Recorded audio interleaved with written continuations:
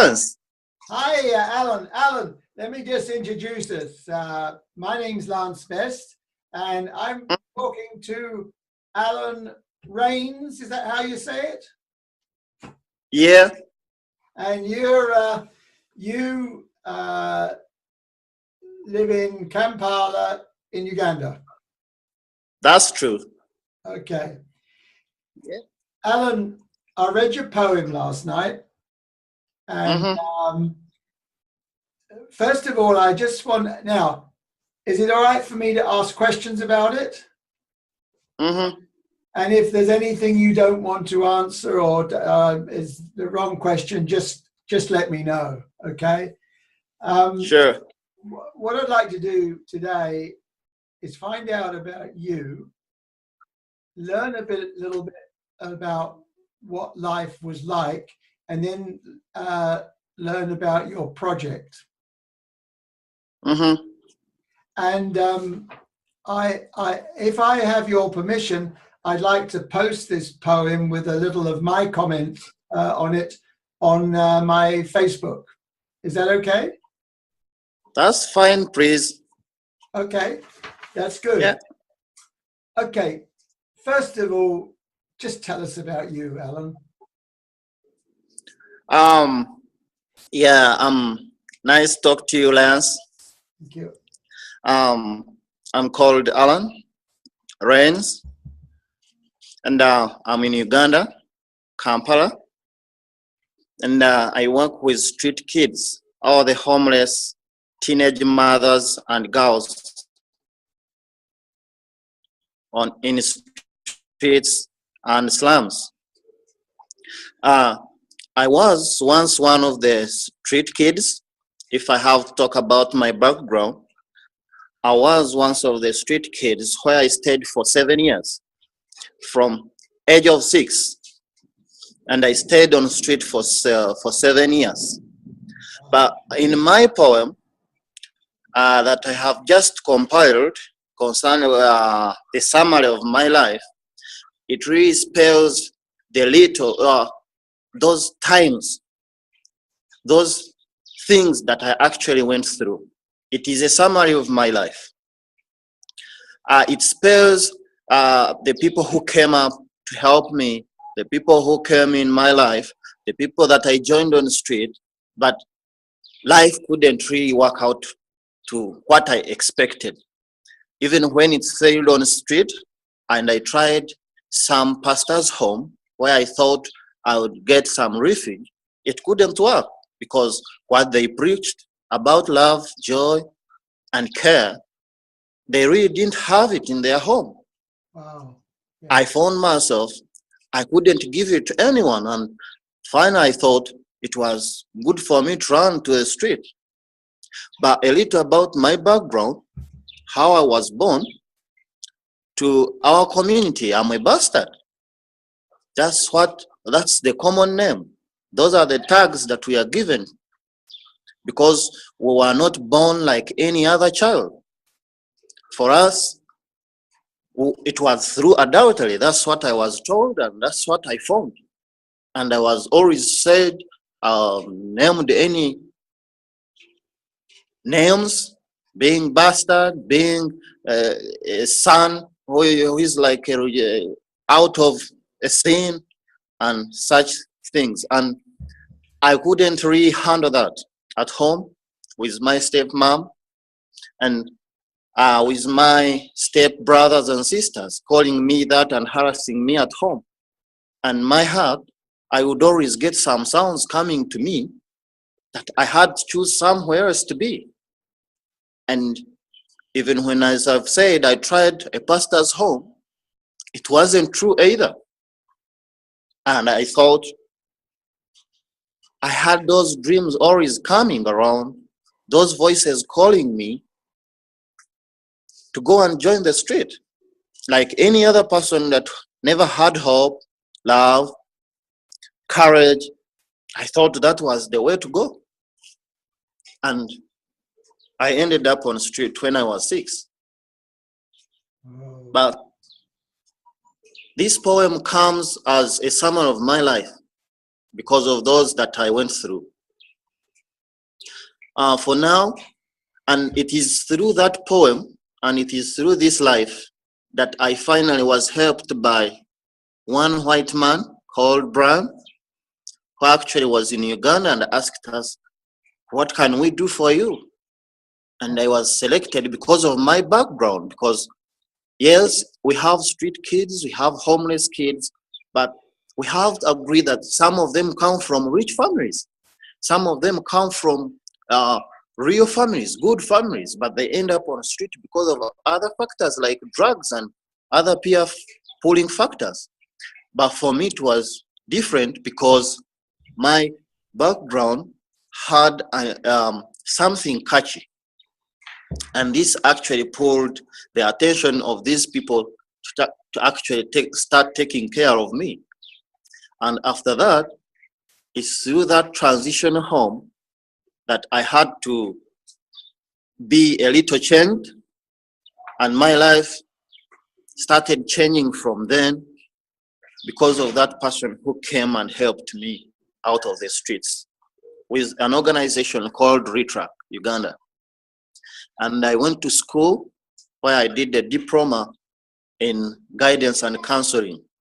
Oh, wow. And since then, sure. And after my diploma, it's when I thought I really had to go back and start working with these people. Because I did counseling because I thought I needed to give a service to other people. Mhm. I could see, because we could sleep outside, we could neither get lunch or breakfast or supper like any other child in the home. We could neither get clothing. We would sleep in that coldness. The process of using these different drugs to warm us, like jet fuel, that would give us some warmth in outside there in the coldness.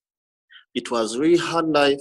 And when I went to for a diploma in counseling, my aim was to come back and give hope to the rest of the street kids, the rest of the homeless people on the street. And since then, I came back in 2012 after my diploma, and I started an organization called Alpha Female Empowerment Initiative. And this organization, there is something I found out when I was on the street. I found out that a certain percentage, we are mixed up. They are boys and they are girls. But when organizations would always come, they would always look out for boys and not focusing on girls. And in my research during my diploma course in counseling, I researched about why really organizations are not working with girls. And I thought it was time for me to do something that was different from other organizations. And that's when I started Alpha Female Empowerment Initiative.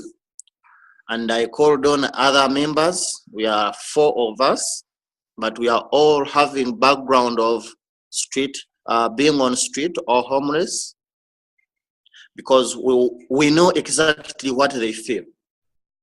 And that's what moves us. So we started the organization and we started caring for street teenage mothers and the teenage, those who are pregnant, the teenagers who are pregnant, and young girls who are on the street. We thought our strategy was one way to reduce the number of street kids as a preventive measure, not as a response. Because there are some of the street kids that are born on the street to street kid parents. So our organization actually came in to take on that, to reduce the number of the kids that are born on the street. And with our little resources, we thought it was best way to use skills, vocational skills, so that we help them learn some vocational skills, that these skills will help them go out of street and start life in other communities. So we started making wooden toys with the girls. We get leftovers of wood and we use some machines to cut them and make them. They are a little better than if you buy the plastic ones. We started using plastic materials to make beads. That is beading, making some necklaces and bracelets and some baskets out of that. We have the samples. And we started acquiring some small tailoring machines to do tailoring with them in our office in the slums. And other many tailoring, hairdressing, shoemaking. Some girls are doing shoes, are making shoes. Unlike other girls in the community, they may see that as not something that can be done by a girl, but our girls do. So we started with those, and since then, since 2012, we've been getting better and better. And we have helped so far 47 girls. Wow, well done. And these are the girls that are already in the community. Mm-hmm. And our training is that when we get new entrants, we use those ones already in the community to train these new ones. Because after their training, we always look out in the community areas where to post them so that they can start.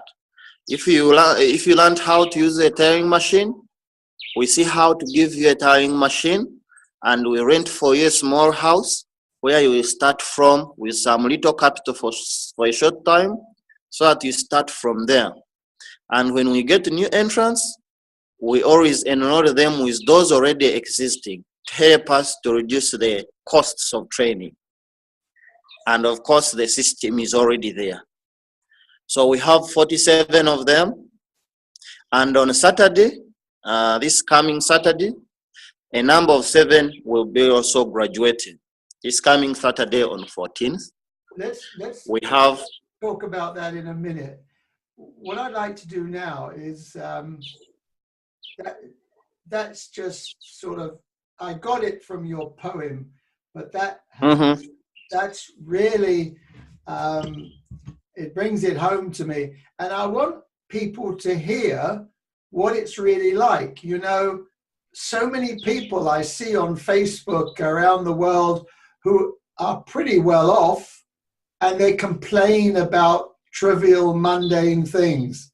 They have no idea the sort of thing you've been through, and I'd like to just to bring a little bit of that out. Did you actually were you actually on drugs at one time? Yeah, I used the drugs the whole 7 years when I was on the street. Were you in prison? Were you in prison? Yes, we are. I was in a prison for over 13 months. Wow. And 13 months. How do they treat you in prison? Definitely. Well, we have a big problem here that we have teenage or those areas where they take these young ones. The remand homes. They are called remand homes here. Yes. And we find it a big problem, as in sometimes we go there and we are mixed up. We are mixed up with other criminals, with other real gangs, and you find that even when you have gone there because of drugs, because of being arrested, because of using drugs on street, or being eyed on the street, or when you have been caught stealing somebody's thing, yeah, then you eventually meet people, the crude criminals, those ones who really teach you hard things. During that time, you stay at the prison. Yeah. Okay. So it was really hard time, I have to say, because the conditions there are not good. The food supply is not good. We would always eat once. We would always be going out for hard work, even when we are juveniles. And it was really hard for us. And of course, being used by the older ones. And there are also cases of homosexuality.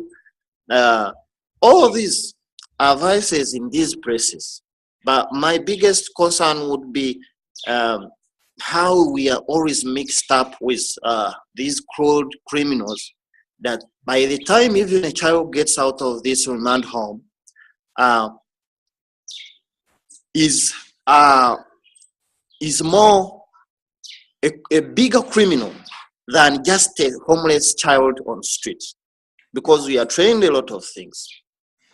Allan, what amazes me is I can see a man, a mature man, who is never going back to any of that, and you found yourself.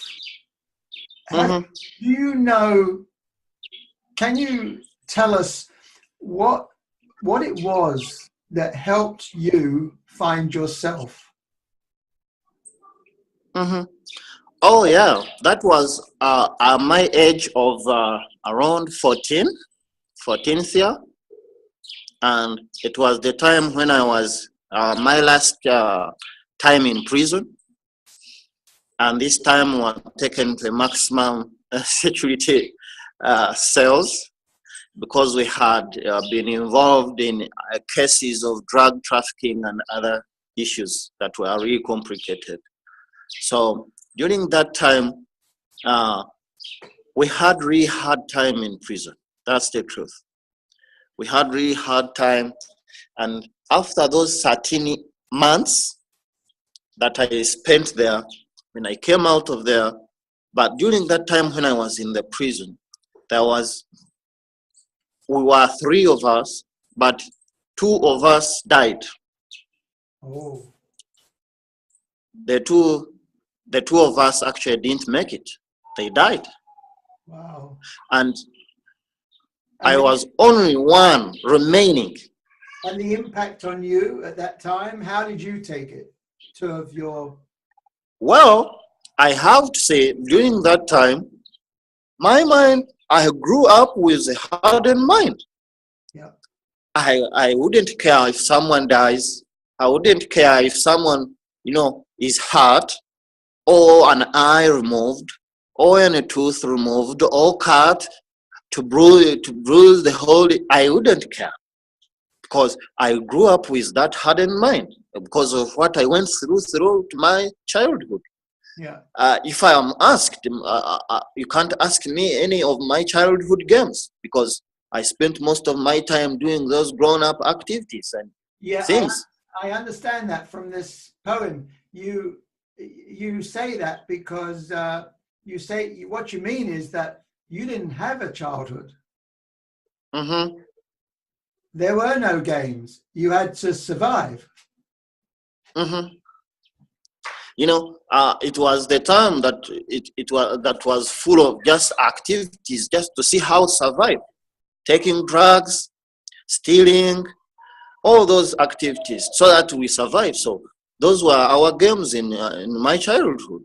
So being in prison, or being imprisoned, or someone dying, we have seen other kids die in slums or near me. You take drugs and a child, just the heart bursts over the night, and in the morning this child is gone. So that is something that we grew seeing, because even our minds were criminal minds. We could see things and we don't care. Can I introduce you to someone? He's just come in. He's my best friend. Let me just say hello. He's just come in. How is he? What's going on? Uh-huh. That's a cute one. Yeah, he's lovely. Hey, hey, look. I could talk and listen to you for hours. What I want to do is to move us on now. I got a pretty good idea of what you went through, although I can I never get it 100%, but I understand. And, you know, it's just sad. We live in a world where so much of this is going on. And yet the other half of the world they don't even think about it in the same way that you didn't think about it because of the state you're in, the situation. They're not in that situation, but they don't care either. You know, they're just interested in earning money, getting more, and getting stuff for themselves. So we live in that sort of world now. Now, let's hear about your project. You talked about your project starting this weekend. You've got something going on this weekend, is that right? Yeah, sure. But before that, I would wish to, you asked me how it all went during my time in prison and what made me change. Yes. I actually didn't reach that answer you. Oh, sorry. But during that time, due to the deaths of the two colleagues that were actually that I had been imprisoned with, well, I didn't fear them. I had that mind.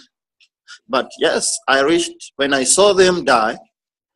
And then after 5 months, I was released and I went back on the street because I had nowhere to go. But when still I went back on the street, I looked around. My group was gone. I looked around. Everyone was not around. Mm-hmm. And I felt like it was time for me to change my life. Yeah. And I have something special in me, that some things happen when I get dreams. Yeah. Like the voice I had 7 years ago calling me to go back on the street. But this time it rained very hard when I had been released from the prison, and it rained very much that day. Even water collected around me because we were just sleeping down on the floor. And it just collected around me, and I was in a sack. We used sleeping sacks. Mm-hmm. And when it collected around me, I got a dream. And that dream, that voice came back to me saying, it is time. That is the word that I remember. Mm-hmm. And when I got up, because of the water that was collected around me, I felt like I was dumped in a lake or something. That water I found around me, because that collection of water that was around me really made me gain the fear once again, because I had lost the issue of fearing. I had lost fear in me. I couldn't fear anything. Let it be death, because we are using. We would stab each other. Some of us would stab each other and they die. But that water, when I woke up and found that water collected around me, I felt some little fear once again, as if I was dumped in a lake. And that fear really got me back on the ground. After the voice saying, it is time, and now I find this water around me when I was locked inside the sack, and got that fear, it really brought me back. And it's when I started gaining my senses again, thinking that I can be someone again. Because without fear, then you will not work for anything. Mm. But if you fear something, then you have that special thing that is in you. You will work to remove the fear. But by then I never had the fear. But because of the what I found around myself, I regained my fear, and that fear really helped me to make another decision. And it is during that time I spent like 2 weeks on the street there. And it's when the white man met me in a group. Yes. And it was because of the uniqueness of my background, being born a bastard, and these things that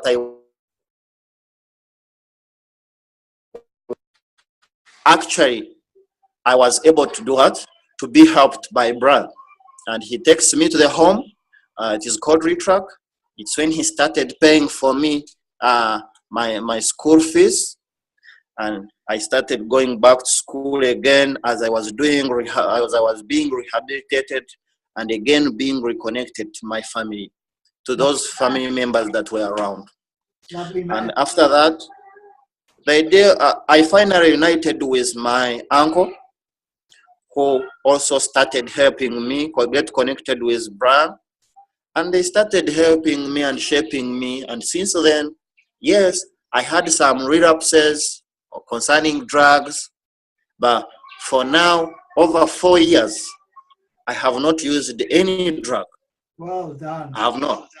Brilliant. Yes, but during that time, I would get those relapses and I found myself going back on street, looking for some drugs to take here and there. But for last 4 years, I've not used any single drug right now. Right. And Fantastic. it's because still after my education, I have been occupied, and I give the glory back to God because I'm a Christian. Yeah. And I would attribute everything to God. I would think that voice came at the right time. Yes. And it was not a human being. It was not man, but it was the Holy Spirit that actually saved me. So, see, I have gone to churches because I had to find ways how to maintain my new life. And I found that in Christ. Yeah. Because I got saved, I'm born again, I go fellowship, I praise, and I now have a family, a wife, and one child. I can hear the child. Sure, because I was still home. Hey, well, there's something. But it's unfortunate sometimes when people see me, they're like, how could you have been on the street? And I'm like, I have testimonies. I have people that I had. They are here. Come, let's hear from them. You go to government remand homes, ask with this name, and they will tell you. So I'm one of the few miracles I have to say, and some of other 3 guys that I connected with that we are doing this work, and we are really happy that for us we have been better, and we are happy that we are in a position to help the rest because we know what exactly they feel. Unlike someone who would go to school and come back and say, I want help. You want help because you studied, maybe you have the heart. But for us, we went through it. The passion that we use in helping, it's not about money. It's about the willingness. Those people need time. They need love because they didn't receive that in their families. Yeah. They need your time. They need love. They need an ear, someone to talk to. They have a lot of stories, touching stories, emotional stories. Sometimes when like I was challenged last year, I was in a conference in here that had psychoclinical conference dealing with mental health illnesses. And when I went through this poem, it had never happened, but I broke down. And some lady from US says, Allan, you're not yet healed. And I found it that it was true. According to her explanation, yes, I thought I had healed, but that was not true. I needed extra time. I needed to expose more things. I needed more time to go to meetings and we talk. And to be sincere, I think I'm now getting better and better and better. And with also helping others, I find it easier for me to realize myself, my inner me, and start working for better me. It never stops, Allan. It never stops. It's always ongoing. You know, last week I wrote something, I did an article, and the thing I wrote was fear, okay, which is also the same letters as fare, which is what you pay. Fear is the fare to growth. That makes sense to you? Fear is what you pay for your growth. And you said it. It's exactly what it is. Hey, look, how can you know yourself really well, and you tell it really well. It's impressive. Mhm. So the project, you got something going on, you said. Yeah. On Saturday 14th, we have a project that we are launching, and it's called Hope Against the Storms project. And under that project, we have certain campaigns that we shall be carrying out. But most of organizations and individuals have invested much in helping these people from the street or picking these kids from the street. And we wait for them on streets and slums. But when I sat with my team, I thought through it was wise to have a preventive strategy from where they come from, because we know the communities that are hotspots for them, where they come from. So with my organization and other two partners, we agreed to go back to the community to start parenting, positive parenting. Wow. With community, that is the family, institutions like schools, churches, local councils, and other stakeholders, business people, because we are all equally responsible. Not as it is commonly known that poverty is the cause of these kids running out from home. I can say it was not the cause for me either, but it was the issue of parenting, issues in between my parents that made me run. So we thought it was time to go back to the community. So we are launching this project called Parenting and Sexual Reproductive Health and Rights Services, that will be focusing on communities. And we have different packages for schools, where we shall be taking guidance and counseling, issues of drug abuse counseling, so that we reduce the number of kids running from schools to streets because of drugs or peer influence. Then we have that package going to teenage mothers or pregnant teenagers in the communities, or single mothers in the communities, or family planning, of also focusing on their fathers to know their responsibilities. And that segment is called, If You Can't Make Me a Wife, Don't Make Me a Mother. And it will be focusing on that. And we have also a strategy focusing on HIV prevention, because it's one of the causes of these orphans, and of which when the parents die, kids have no option only to look for how to survive, and they end up on the street. So we have that too. And there are many activities. And under sexual reproductive, there is also a segment for girls that will be giving out 800 reusable sanitary pads or sanitary towels, as you guys use it. And we have always been giving 3 times in a year. We are giving to girls on streets and slums these pads because they cannot afford. And it's said in Uganda, most kids have run away or dropped out of school, the girls, because they lack sanitary towels. Because she will, in a month, she may spend a week at home because of not having a pad. And it means she has not gone to school. If a term at school is 4 months, it means she will miss 4 weeks, because she has been in periods for 1 week at least in a month. And at the end, you find she cannot compete. If you miss 1 month out of 4, definitely you cannot compete with the rest. And they end up moving out of school and then getting pregnant, and maybe sometimes ending on the street. So we said, let's go to slums, let's go on the streets and help get them. If they are looking for something to eat in dustbin, then let us get them something that will make them comfortable, more so a sanitary towel. So we shall be giving 500 pairs of sanitary towel reusable ones on streets and slums, and 300 in some local schools in poor communities.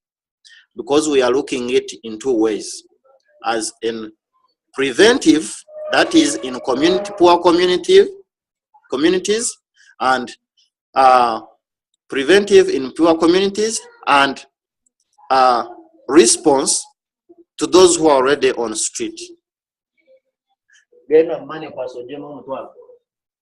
So that's how it has been, and it will also be on a Saturday when we will be giving them out in the community. And that same day we shall be graduating. Seven girls will be graduating, 2 in tailoring, 3 in hair dressing, and other 2 in wooden toys making. They have finished their course of 6 months, and they will be graduating as we look for funds to get for them capital to start their new life. So that will be, and on the same day, we have offered to give health services, medical services to the community, and I have invited different organizations to come and carry out some medical activities like HIV testing, hepatitis vaccination, circumcision to boys, testing for pressure, testing for sugars, and all those will be activities. But we're trying to get back to the community, and we opened up a branch office in that same community so that these services can continue with the people, because we want to keep on serving the community. So there's 4 of you. Who are the other 3? The other 3 are out in the office trying to organize for the function, because tomorrow is Friday. Yes. And it is on Saturday. But if I was in office, I would have really be happy to show. In fact, now the team is bigger. It is more than 3. Okay. And when we are in office on Saturday, we can have a photo, or we can even make this phone call again, video live, so that you can see the activities going on the same day on Saturday, and it would be good for you to meet them or to see them. And are they have similar backgrounds to you? 4 of us, 3 of us, 3 plus me have the similar backgrounds, but the rest have been reintegrated in to move on the organization. And they are social workers. Yes. The 2 partners that you talked about, who are they? The 2 partners that I talked about, they are also organizations. They are small organizations like us who are working with street kids or homeless kids. So I tried to bring them on board so that we make collective efforts to drive our information to the community. I may not be able to do it alone because of funds and of course resources like staff and the rest. So I'm trying to bring together organizations. I'm trying to bring more. Those are 2, but I'm trying to bring on more organizations so that at least we are more than enough to go in a different directions, because these kids come from different directions and we may have different approaches towards this program. Where did you learn these organization skills? Where did you learn them? The organization skills, by the way, I forgot to tell you this. After my diploma in 2012, and I started working with street kids. In 2013, I started a course of social work, bachelor's degree in social work, and I finished it in 2015 and graduated in 2016. Fantastic. Yeah, sure. So I hope I have a diploma in counseling and a bachelor's degree in social work. And you're so relaxed, you're so comfortable now. I just can't imagine, I can imagine what it was like, but I can't imagine what you were like beforehand, because it's like, Wow. You're so at peace. Now, I want to change a little bit of a tack and find out. I want to put you on the spot with a couple of questions, okay? So this is potluck, so you'll get the question which you pick. You give me a number. Give me a number between 1 and 40. Any number between 1 and 40. Any number between 1 and 40? Yes. I would take halfway of 40, that is 20. All right. Okay, that's a good question. What is something you are naturally talented at? Sorry? What is something that you are naturally talented at? What is something that you're good at? A talent that you're natural, that is easy for you because it's a natural talent for you. I don't think I got your question very well. Okay. Okay. You know, all of us have different talents. For example, we may be good at sports, or we may be good at music, or we may be good at whatever, something. There's so many different talents. In Christianity, you might call it gifts. Yeah. What is something you are naturally gifted at? Something I'm not really gifted at. What can I say? Preaching. Okay, I can imagine. Preaching. Well, let's go on to pick another number. Pick another number. Yes.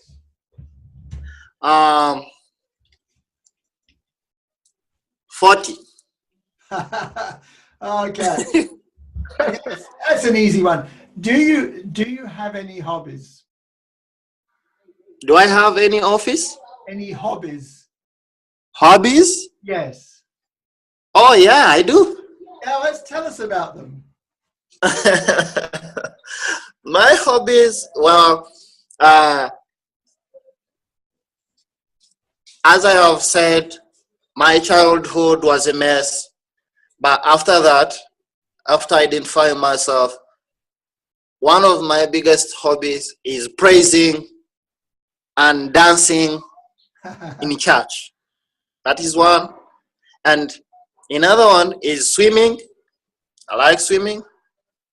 And the other one that became to be more important to me, and it became a hobby, is hearing stories of these homeless people.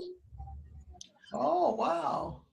Hearing those stories, I turned it to be a hobby right now, since I turned my life, because there is how it makes me calm down. There is how it helps me interpret my environment. So I give it a lot of time in my free time. As anyone would be watching a TV, I will drop down in slums, have a chat with those girls, have a chat with those boys, and in that I get their stories. It is really interesting, and it's one of my hobbies, if I have to say. As someone would say, I love watching football, but though I like football. Well, okay, give me another number between 1 and 40. Between 1 and 40? Yeah. Let's go for number 1. I knew you'd do that. It's a very easy one for you. What do you love? What do I love? Yes. That's that's kind of big question, Yeah. but I love what I do. That's the truth. I love the work I do. Why? I have passion. It's in me. It's a calling. I really love what I do, and I love serving God. Above all, my family. I can't forget them. Of course. But that's it. Okay, so you get one more question between 1 and 40. 1 and 40? But yes. Let me go for number 4 again. Number 4. Mhm. Oh, well, this is a good one for you. What do you feel about life right now? What do I feel about life? Yes, right now. I'm really positive about life. I'm positive about life, and I sometimes make fun with my life, with my wife. Sometimes when I get like some pain, I'm like, I can't die now, because I have a lot of people outside there that really need my services and guidance. So I sometimes joke with her, and I'm like, no, God would not be fair if you could take me now, because the people who need me are really many down there, and the problems are really still there. So I am really positive about life. I want to live, I want to have a family, and I want to go outside there and make that bigger family, which is on the street and in slums, and make them better. So I'm really positive about life. I really want to live that much.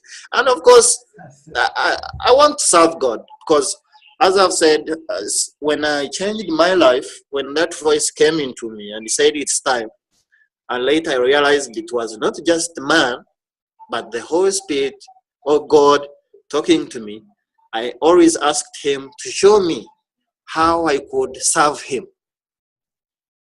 I would always ask him, God, help me in my prayers. How can I serve him? How can I serve you? And I tried preaching in the streets and slums there, Yes. but I couldn't feel it. I couldn't feel it. I tried preaching to them, but there was no that impact that I thought it would be. Yes. Not until I had that coming to me that I can preach the gospel through another way that is helping his people or working with his people. I don't always use the word help. I say working with them, because it's not me who does the help. It's God who helps me to help other people. So I say to work with his people. And I'm proud of that. That's fantastic. Hey, is it okay if I put this video up on YouTube and on my Facebook? I'm really okay with that. Okay, that's good. And I thank you for your time and willingness to do that, because Hey, one of my efforts was people here in Africa or in Uganda use their websites, use their Facebook or social media accounts to post their photos when they're having fun, to post their nude pics, to pose and they take pics, or their children. But I said I had an account and I changed it. That's why that account is still in my name. I said, from today, let me use the audience that I have to inform them that, well, when we are in our homes or in our houses or having those fridges full of food, someone outside there is sleeping hungry. Someone outside there, when we are in our comfort zones, is sleeping out in coldness. There is no one who cares medically, psychologically, socially. No one cares. We are just there. Even the government of Uganda, they have a clear strategy that should be working for these kids. It is those individuals who have come up, even when we have individuals with their own interests, using these kids to get better in life. So I would say there is that really is a person must do. At least you change that person in need to your next, down in the next block, who is just there, not having food, not having anything. So I said, no, let me change my Facebook account, my social media, to show the world that there is a problem somewhere. Yes, I know, even in other countries, they are street kids or homeless people. But me, these ones that I see, they are the ones I'm posting. They are the ones I'm talking about every day, every minute. so that the world is aware. So I would appreciate if you put it there, or if you put anywhere. That's okay. Yeah, I think it's I'd like people to hear you. Are you still there? Hello? Are you there, Allan? Allan? Have you gone? Allan? Are you gone? Oh dear. What happened? Are we going to get Allan back?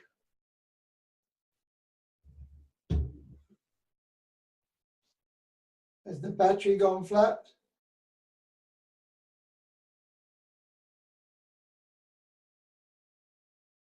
Oh, what a shame.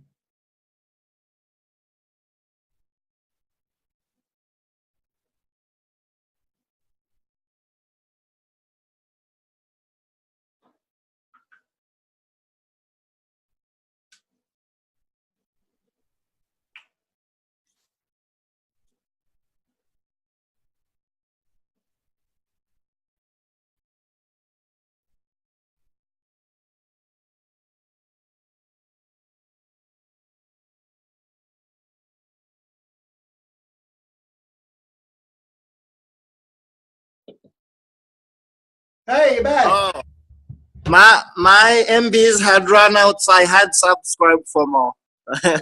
Okay. Okay. Yeah. Okay. So I'll tidy it up, Allan, and I'll put it on.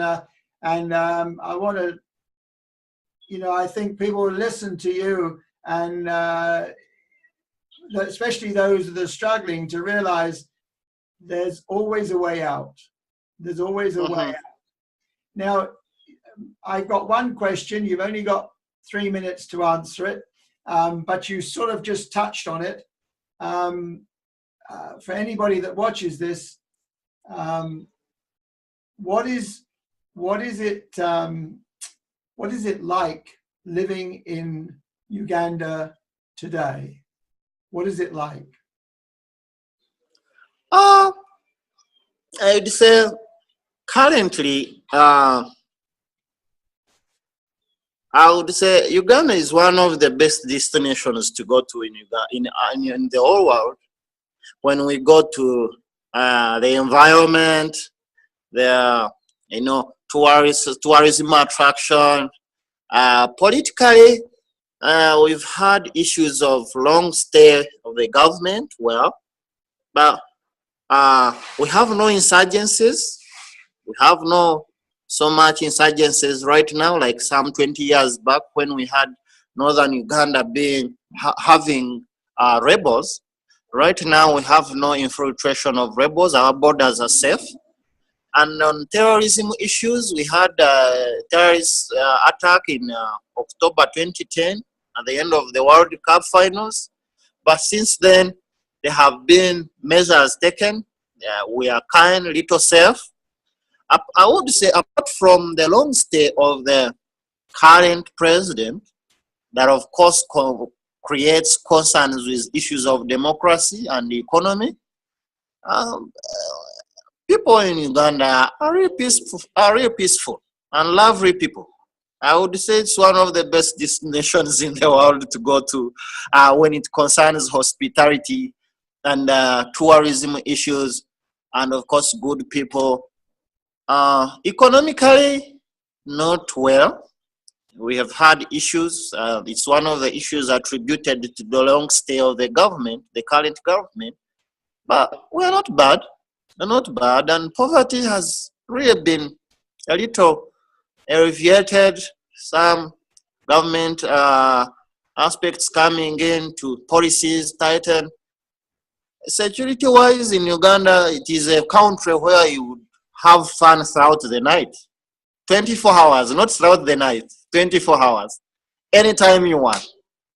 You can move in Uganda. Let it be at 2, let it be at 3 in the night. You will be free to move. So I wouldn't say that I'm praising my country, but apart from those issues of long stay, that of course people have issues with it, if you stay long in government, in presidency or in such positions that have issues on democracy, of course. Apart from that, we're okay. We're okay. Hey, we've been talking to Allan Reighns in Kampala in Uganda. Allan, I've had a fantastic time listening to your stories, and I do hope we will stay in touch and connect now and again. That I'd love to do, and yeah, I trust that your weekend will go really well for you. Sure.